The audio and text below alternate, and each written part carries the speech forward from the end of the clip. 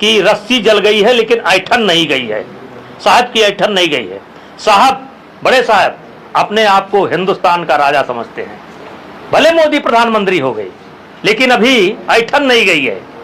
हमने कहा ज्यादा सलाह दोगे तो मैं एक गाड़ी पर चुपचाप बैठूंगा, 2 सिक्योरिटी लूंगा, 1 राइफल रखूंगा बगल में और मैं चला जाऊंगा। इसलिए मुझे सलाह ना दो। जात के आधार पर, भाषा के आधार पर, मजाक के आधार पर, प्रांत के आधार पर किसी खिलाड़ी के साथ कोई अन्याय नहीं होगा। और हरियाणा के लोगों को मैं यहाँ से प्रणाम करता हूँ।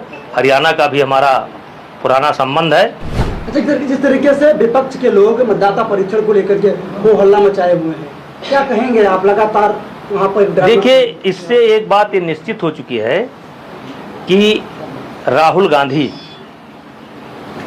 और उनकी सहयोगी पार्टी बिहार में अपना हार मान चुकी है। वो तय कर चुके हैं कि हम हारने जा रहे हैं। इसीलिए पहले से ही डैमेज कंट्रोल में लग गए हैं, पहले से रास्ता ढूंढ रहे हैं कि हम जब चुनाव हारें तो ये बतावें कि मैंने पहले बता दिया था, मतदाता सूची में गड़बड़ी की गई है। जबकि आप जानते हैं हर चुनाव के पहले विधानसभा हो या लोकसभा हो, मतदाता सूची का एक बार पुनरावलोकन होता है। मरे गिरे के नाम काटे जाते हैं और ये कोई नई बात नहीं है। और जिस तरीके से, क्योंकि दूसरा सवाल आपका वही होने वाला है, जिस तरीके से पप्पू यादव को अपमानित किया गया, जिस तरीके से कन्हैया को अपमानित किया गया, ये दिखाता है कि रस्सी जल गई है लेकिन ऐठन नहीं गई है, साहब की ऐठन नहीं गई है। साहब, बड़े साहब अपने आप को हिंदुस्तान का राजा समझते हैं। भले मोदी प्रधानमंत्री हो गए लेकिन अभी ऐठन नहीं गई है। और यही हाल लालू जी के बेटे का है, उनको भी ऐठन नहीं गई है क्योंकि वो भी राजकुमार हैं, बिहार के राजकुमार हैं।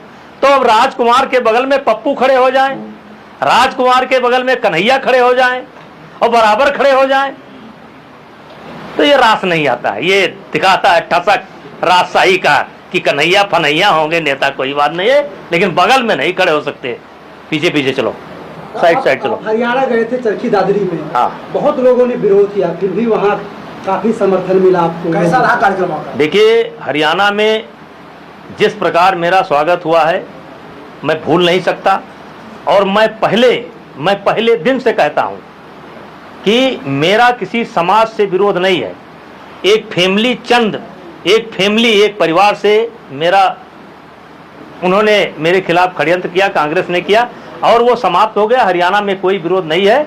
कुछ मीडिया वाले, कुछ लोगों ने कहा कि नहीं आने देंगे। अरे हमने कहा भाई चलो देखते हैं, नहीं आने देंगे कि नहीं आने देंगे। मैं अपनी सुरक्षा का कोई इंतजाम नहीं किया। हम अकेले गए थे, एक तरीके से पायलट था और 2 लोग जो थे, एक करण का पीए था और 2 लोग जो हरियाणा के थे। हमने कहा कोई सुरक्षा लेकर नहीं जाएंगे। कुछ हमारे लोगों ने कहा भी कि ऐसे नहीं जाना चाहिए, कम से कम 1500 गाड़ियां साथ में होना चाहिए। लोगों ने सलाह भी दिया। हमने कहा ज्यादा सलाह दोगे तो मैं एक गाड़ी पर चुपचाप बैठूंगा, 2 सिक्योरिटी लूंगा, 1 राइफल रखूंगा बगल में और मैं चला जाऊंगा। इसलिए मुझे सलाह ना दो। हमारी सुरक्षा वहीं के लोग करेंगे।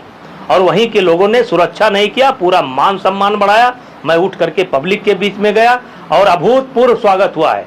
और मैंने भी कोशिश की कि हमारे भाषण से किसी का दिल न टूटे, किसी का अपमान ना हो। आपने पूरा भाषण सुना होगा।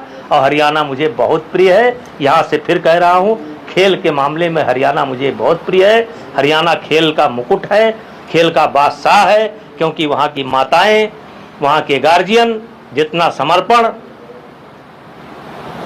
अपने बच्चों के प्रति करते हैं, उतना देश में किसी कोने पर के लोग नहीं करते हैं।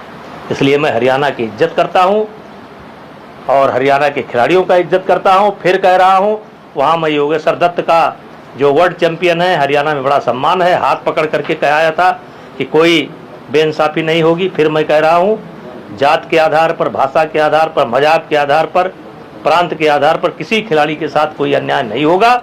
और हरियाणा के लोगों को मैं यहाँ से प्रणाम करता हूँ। हरियाणा का भी हमारा पुराना संबंध है।